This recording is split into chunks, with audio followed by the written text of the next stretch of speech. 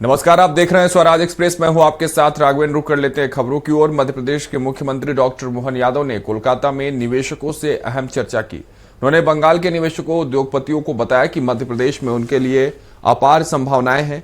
वे चाहे तो बंगाल में बैठे बैठे मध्य प्रदेश में व्यापार और निवेश कर सकते हैं। सरकार आपके व्यापार निवेश की चिंता करेगी।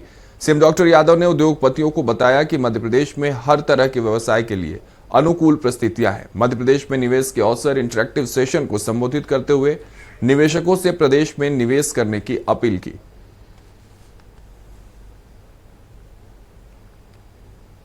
ये केवल कोई कर सकता तो बंगाल की माटी कर सकती है। ये काली मैया का आशीर्वाद हो सकता है। कोई नहीं सोच सकता ऐसा। एक नहीं, दो नहीं, कितने प्रकार के, सभी प्रकार के अलग अलग महापुरुषों ने अपनी अपनी भूमिका अदा की। नेताजी सुभाष चंद्र बोस 1923 में जो आईसीएस की टॉप एग्जाम पास करने के बाद भारत का गौरव दिलाते हैं कि हाँ, अंग्रेजों केवल आप ही बुद्धिमत्ता के मामले में दुनिया के सामने श्रेष्ठ नहीं हो, आपसे भी सर्वश्रेष्ठ हैं। और एक तरफ पास भी करते हैं, दूसरी तरफ लात मार के युवाओं को प्रेरणा देते हैं कि आइए हम सब अपने ज्ञान प्रतिभा का कौशल बताएं, लेकिन अपने कॉन्फिडेंस पे भरोसा करें। वो दौर आज़ादी की लड़ाई का था। नेताजी सुभाष चंद्र बोस ने अपनी उस एग्जाम पास करने के बाद हमारे युवाओं का हिम्मत बढ़ाई और उससे भी आगे बढ़ करके हम सब लगातार देखते जाएं। रविन्द्रनाथ टैगोर से लगा करके हमारे अपने राष्ट्रीय स्वयंसेवक संघ के साथ जुड़ करके पहली बार राजनीतिक दल का रुख बनाते हुए आज विश्व की सबसे बड़ी पार्टी के संस्थापक अध्यक्ष अगर कोई बने हैं तो डॉक्टर मुखर्जी की नगरी भी यही है, डॉक्टर श्यामा प्रसाद मुखर्जी की नगरी, जिन्होंने अपनी दूरदृष्टि के आधार पर बंगाल के विभाजन के समय से कष्ट को पहचान लिया था कि बंगाल का विभाजन नहीं है, ये बहुत बड़ा षड्यंत्र है।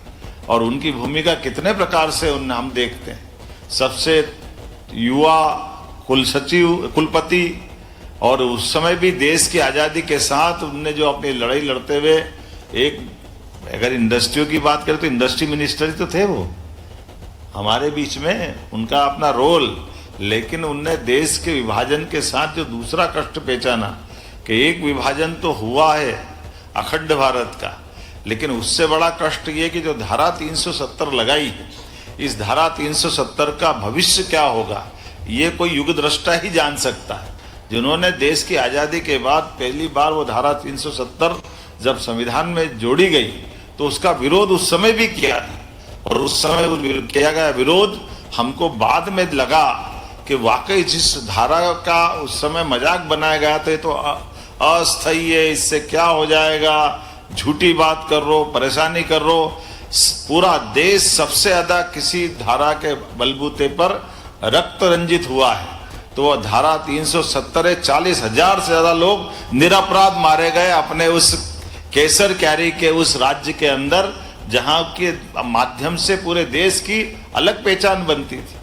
वो अमरनाथ की वादियों वाला, केसर की क्यारियों वाला, झेलम और तमाम प्रकार की नदियों के माध्यम से अपने राज्य के आधार पर स्वर्ग से समान जो उपमा पाता था।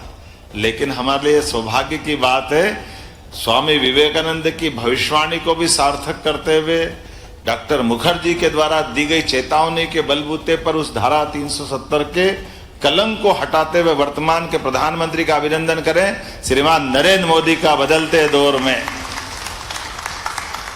जिन्होंने अपने एक एक कदम से उस समय के उस निर्णय को दुनिया के सामने लाने के लिए डॉक्टर मुखर्जी ने जो अपना योगदान दिया, और आज के समय में यशस्वी प्रधानमंत्री ने उस कलंक से मुक्ति दिलाकर आज एक नए प्रकार का देश दुनिया के सामने खड़ा कर दिया।